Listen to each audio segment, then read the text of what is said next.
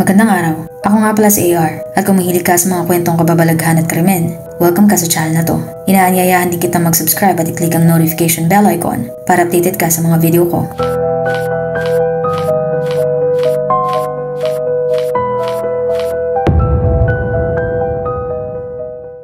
Masarap sa pakiramdam ang nakakalabas paminsan-minsan ng bahay, makihalubilo sa ibang tao, o mag-get together kasama ang mga kaibigan. Pero may mga pagkakataon din na gusto lang natin sa bahay.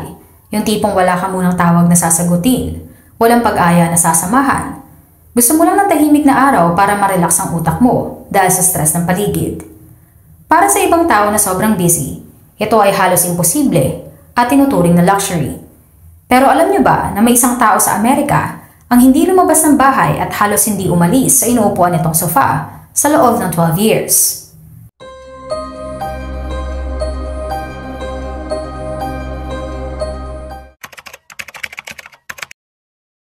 Si Lacey Fletcher ay isinilang noong November 25, 1985 sa isang maliit na bayan ng Slaughter, Louisiana.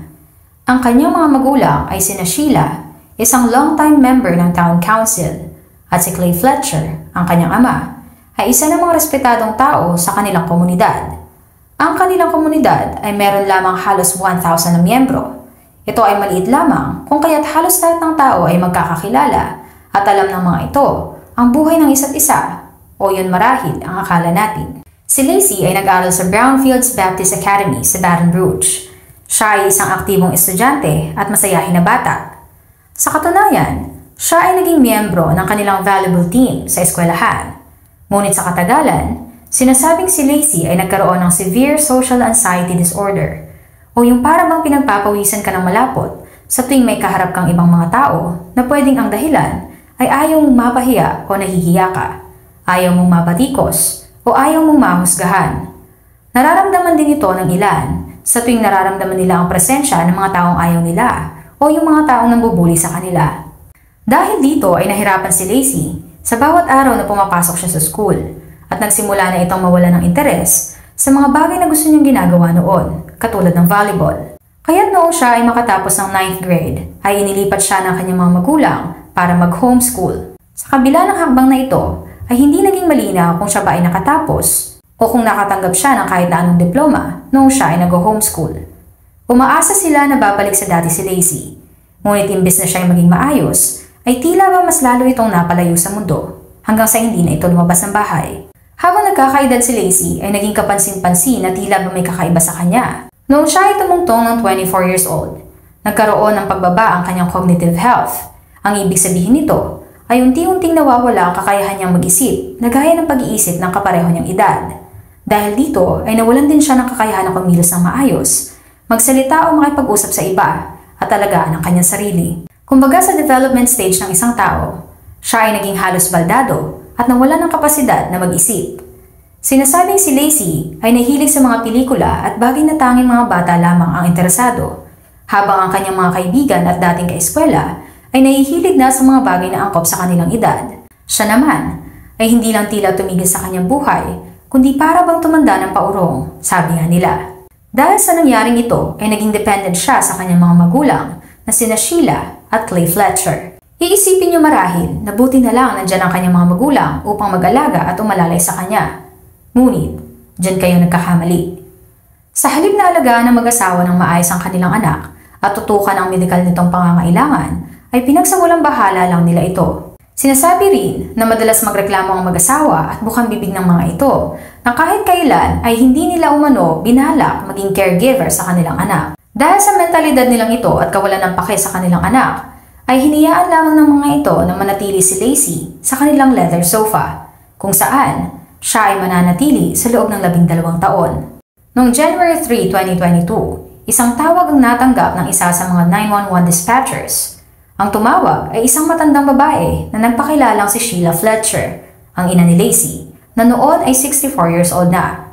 Inireport nito kasama ng kanyang asawang si Clay Fletcher, 65 years old, na ang kanilang anak na si Lacey Fletcher ay natagpuan nilang hindi na humihinga matapos nilang makabalik galing sa kanilang holiday vacation. Bilang unang hakbang ay ginabayan pa ng 911 operator ang mag-asawa para magsagawa ng CPR kay Lacey habang hinihintay ang emergency service.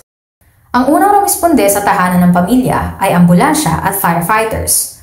Ngunit ng oras na makita ng mga ito ang eksena, kung saan natagpo ang wala ng buhay ang dalaga, ay agad nagpatawag ang mga ito ng mga otoridad at investigador o yung tinatawag nilang coroner. Bago ko ipagpatuloy ay gusto ko lamang magbigay ng babala para sa mga taong mahihina ang sikmura at hindi sanay makarinig ng mga hindi ka nais-nais na bagay. Kung ikaw ito, maaari ka nang tumigil dito. Kung sa tingin mo naman ay kaya mo, pwede ka na magpatuloy. Mabalik tayo sa storya. Nang dumating ang coroner, ay agad nilang pinasok ang bahay ng mga Fletcher. Ngunit ang bumugad sa kanila ay isang napakasangsang na amoy. Ayon sa mga ulat, ang amoy sa loob ng bahay ay sobrang matindi na halos hindi matiis ng kahit na sino man. Para bang pinaghalong nabubulok na laman at dumi.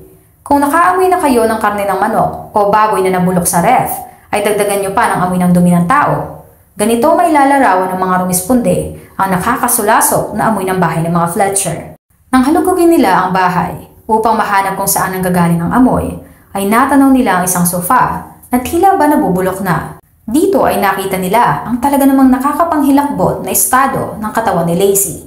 Ayon sa mga ito, natagpuan nila ang dalaga na animoy nabubulok na laman na may nakadikit na balat na para pang natunaw at naging parte ng leather na sofa. Ito ay nakalubog sa isang malalim na butas sa kaliwang bahagi ng sofa, puno ng sugat at balot ng sarili nitong dumi at uod na gumagalaw sa mismong mga laman nito, papunta sa ulo hanggang sa kanyang buhok.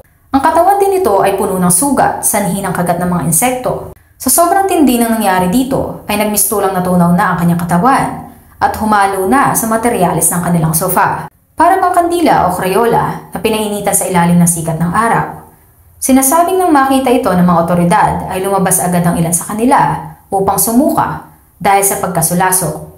Ang mga otoridad ay agad na kinwestiyon ang dalawang mag-asawa sa kung ano at paano ito nangyari, ngunit wala silang kahit anumang maisagot. Walang kahit anong eksplanasyon sa tindi ng pagpapabaya nila sa kanilang anak. Dahil sa nangyaring ito ay agad na nagsagawa ng investigasyon ang mga otoridad. Dito ay napag-alaman nila na si Lacey ay 36 years old na. 12 years ang nakalipas nang huli itong nakitang lumabas ng bahay noong 2010. Siya ay lubhang malnourished at tumitimbang lamang ng 96 pounds o 43 kilograms. Di hamak na mas mababa sa dapat ay timbang nito sa kanyang edad. Ang kanyang damit naman ay para ding nakasabit na lamang sa kanyang katawan dahil ito din ang pareho niyang damit na isinuot sa loob ng maraming taon. Sa sobrang tagal din ng pananatili nito sa sofa, ay tila ba kinain na ng mga peste ang ilalim na bahagi ng kanyang katawan. At patunay dito ang mga malalim na sugat sa likuran at ilalim nito. Dagdag pa ang mga nakitang dumi ng daga at iba pang insekto sa ilalim mismo ng butas na bahagi ng sofa. Ayon din sa investigasyon, bukod sa severe social anxiety, si Lacey ay mayroon ding mild autism. Siya din di umano ay nagkaroon ng sakit na tinatawag na locked-in syndrome. Isang sakit na kung saan ang isang tao ay hindi makagalaw na para bang paralisado ang katawan nito. Isang dahilan kung bakit hindi siya umalis sa kanyang kinauupuan sa loob ng ilang taon. Sinasabing sa mga panahon na si Lacey ay nilalabanan ang literal na sakit na mga nangyayari sa kanya sa sofa na kanyang inuupuan. Ang kanyang mga magulang naman ay namumuhay ng normal, pumapasok sa trabaho, nakikihalubilo sa mga tao sa mga events na pinupuntahan nito, at nagbabakasyon ng silang dalawa lamang. May mga ilang beses din na nagbabakasyon ng mga ito at iniiwan si Lacey nang walang nag-aalaga at halos walang pagkain at inumin sa loob ng ilang araw. Kung kaya't hindi na nakakagulat nang matuklasan nila na ang mga kuko sa kamay ni Lacey ay may mga maliliit na bahagi ng foam ng sofa. Maaaring sinyalis ito na siya ay kumapit ng madiin sa sofa upang marahil makaalis dito at maibsan ang sakit na kanyang nararamdaman. Isa rin sa mga dahilang tinitingnan ay maaaring ang mga nakitang foam sa kanyang kuko ay dahil paunti-unting kinakalmot ng dalaga ang sofa, hindi lang para makaalis dito, kundi para din may makain. Ito ay matapos mai-report na may mga piraso ng foam na natagpuan sa kanyang sikmura, mga foam na nanggaling mismo sa sofa na kanyang inuupuan. Indikasyon na marahil sa sobrang gutom ng dalaga, ay nagawa na nitong kainin ang mga bagay na nasa paligid niya. Ayon sa autopsy report, ang sanhi ng pagkamatay ni Lacey ay dahil sa matinding impeksyon, malnutrisyon, at ang matagal na hindi nito pagkilos na lubhang nagpahina sa kanyang mga muscles. Opisyal na idineklara na ang dahilan ng kamatayan ni Lacey ay chronic neglect o paulit-ulit na pagpapabaya ng isang magulang sa kanyang anak at hindi pagbibigay ng sapat at kinakailangang alaga. Noong May 2, 2022, 4 na buwan matapos matagpuan ng labi ni Laci, ay inaresto ang kanyang mga magulang na sina Sheila at Clay Fletcher at sila ay kinasuhan ng second-degree murder dahil sa sala ng matinding pagpapabaya na direktang naging sanhi ng pagkamatay ng kanilang anak na si Laci Fletcher. Ang mag-asawa naman ay nag-plead ng not guilty. Ayon sa kanila ay mahal na mahal nila ang kanilang anak at binibigyan nila umano ito ng makakain at tubig at isang portable toilet. At ang rason daw kung bakit hindi umaalis si Laci sa sofa ng kanilang sala ay dahil may phobia ito sa labas. Kung mapapatunayan ang kaso nila, ayon sa batas sa state ng Louisiana, ang mag-asawa ay makukulong ng panghabang buhay. Ngunit, ibinasura ang kaso ng district judge na si Catherine Betsy Jones. Ito ay matapos mag-object ang attorney ng mga akusado dahil di umano sa conflicting language ng charging affidavits laban sa mga ito. Ang ibig sabihin nito ay may mga salungat o magkasalungat na pahayag o detalye sa mga dokumento na ginamit sa isinampang kaso sa kanila. Dahil dito ay napawalang sala ang dalawa.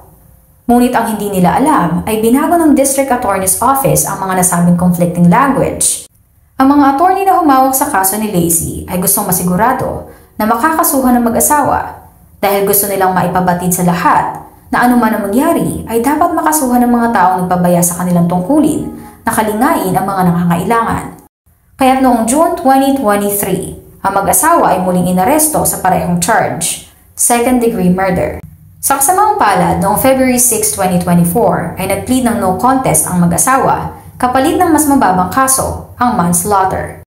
Para sa kaalaman ng lahat, ang ibig sabihin ng no contest plead ay hindi direktang umaamin ng akusado sa kasalanang ipinaparatang sa kanya, ngunit hindi rin ito tumututol sa kung anumang parusa ang ipapataw sa kanya. Ang manslaughter charge naman ay isang uri ng pagpatay na mas mababa ang bigat kumpara sa murder. Meron itong dalawang klase. Voluntary manslaughter na nangyayari lamang pag ang pagpatay ay sinadyang gawin, ngunit ito ay dahil lamang sa matinding emosyon o halimbawa ay yung tinatawag na heat o crime of passion. Ang isang uri naman ay tinatawag na involuntary manslaughter o yung hindi sinasadyang pagpatay at ito ay dulot ng kapabayaan o illegal na kilos ngunit walang direktang layunin upang makapatay. Dahil sa plead nilang ito, noong March 20, 2024 ay naibaba ang sentensya ng mag-asawa. Imbis na habang buhay na pagkakakulong ay nasentensyahan lamang ang dalawa na makulong sa loob ng 20 years. Ano sa tingin nyo?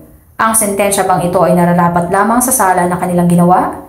O kulang pa kung ikukumpara sa sinapit na hirap at pasakit ng kanilang anak na si Laci Fletcher? Pwede kang mag-comment sa video na ito at pag-usapan natin ang opinion mo. Kung umabot ka hanggang sa dulo, maraming salamat sa pakikinig. Pwede kang mag-iwan ng comment at mga suggestion sa mga storya na gusto mong i-cover ko. Hanggang sa muli.